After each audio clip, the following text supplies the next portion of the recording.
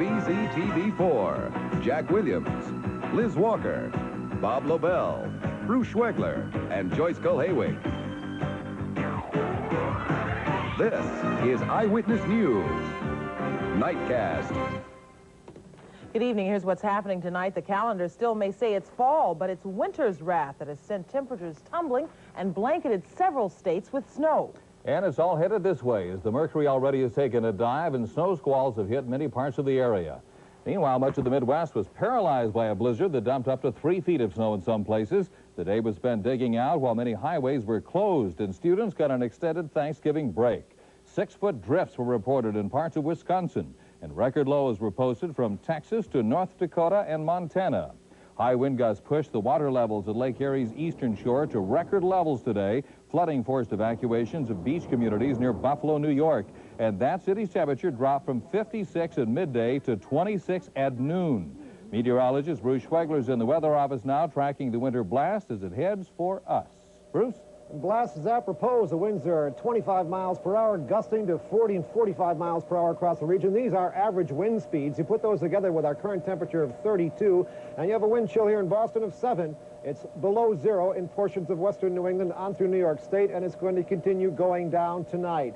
Across the entire country, temperatures are far below normal across almost all of the United States. Here are some current temperatures at 32 in Boston, the same temperature way down in Atlanta. In fact, we're warmer right now than Dallas, Texas. And we're certainly much warmer than Chicago, which right now is 8 degrees. We do have heavy snow squalls continuing in the western mountains of New England, maybe a few around here.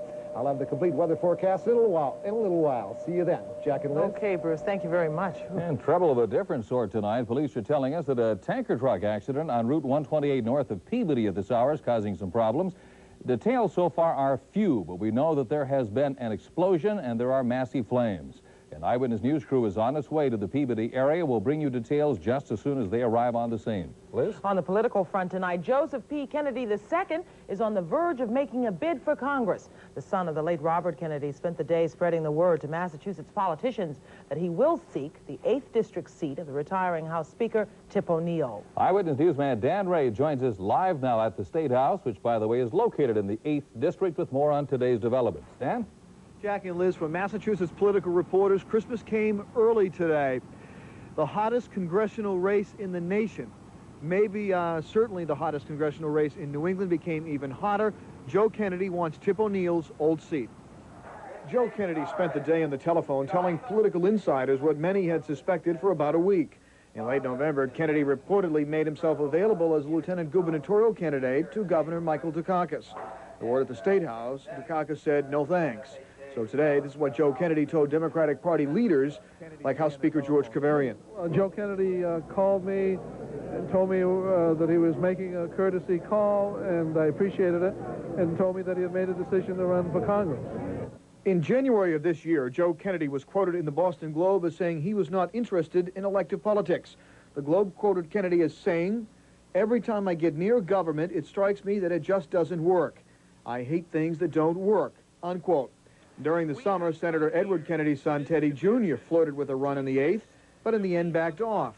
No one, least of all Kennedy's opponents, think Joe Kennedy will back off. Obviously, I think it comes a little bit of a surprise it's coming at this time, having announced early in the year that he wasn't a candidate and not residing in the district. You tend to believe people who say they aren't candidates and don't live in the district aren't going to run, but it's his right. I would welcome anyone into the race. I think we've had some interesting discussions on the issues already, and I think we'll have some more of them. I consider him a formidable candidate who will make the race more difficult, but will make it a lot more interesting as well. I don't think there's any doubt that whenever a Kennedy gets into a race of any size or shape or age or name, the Kennedy in the race becomes the front runner. Now, going into this race, a big plus for Joe Kennedy, his involvement. Indeed, he founded the Citizens Energy Corporation 6 years ago. A big negative, he doesn't live in the district. He lives in Marshfield. The announcement is expected to come sometime later this week, probably on Wednesday. As for today, there was no reaction, no comments available from either Senator Kennedy or House Speaker Tip O'Neill. So you set up this race, a race that already had a Roosevelt to succeed Tip O'Neill. Now you add a Kennedy. And obviously, you have some of the elements of which there will be political columnists will be writing columns for months ahead. A very exciting race. Interestingly enough, the Democratic U.S. Senator John Kerry has already endorsed one of the other candidates in the race, Tom Vallely. There will be no doubt where Joe Kennedy's uncle, Ted Kennedy's, loyalties will lie. Looks like a great year in politics in the 8th District here in Massachusetts. Dan Ray at the State House. Back to you, Liz. Okay, Dan, you said it. Exciting is the word. Tonight, General Dynamics vows to vigorously defend itself against the latest round of charges from the federal government.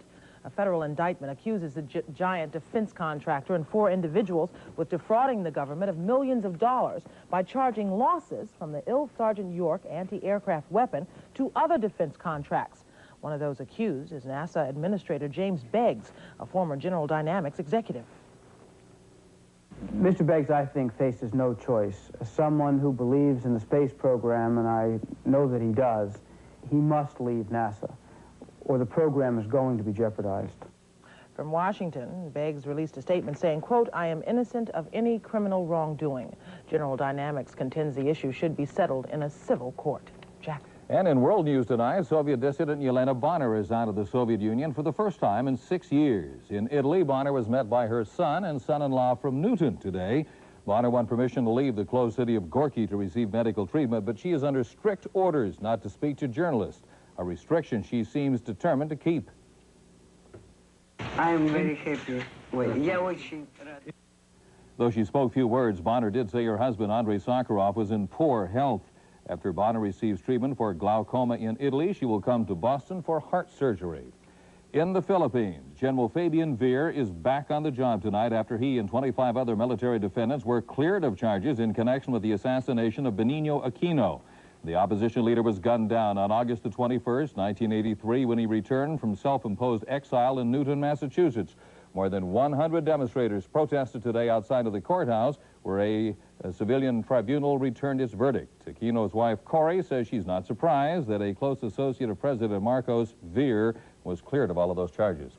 Well, tomorrow, Aquino is expected to announce her candidacy to oppose Marcos in the next year's presidential election. Liz? Tonight on Boston Common, hundreds of people mark the 5-year anniversary of the deaths of 4 American nuns in El Salvador. An ecumenical group handles and called for a reassessment of the United States' involvement in Central America. The vigil was sponsored by the group Catholic Connection. In France, police are investigating a major heist tonight. Armed thieves made off with $9 million in cash from a Brinks depot near Paris. The highly organized henchmen kidnapped 2 Brinks employees in their homes while their families were held hostage. Meanwhile, another group overpowered some guards, emptied the safes, and drove off in a stolen van. Still to come on tonight's Nightcast, Cablevision customers have a chance to react to the company's planned channel changes. Also ahead, Boston area hotel workers say yes to a new contract. And later on 4, it's back to business for BC's basketball team. Bob Lobel has highlights.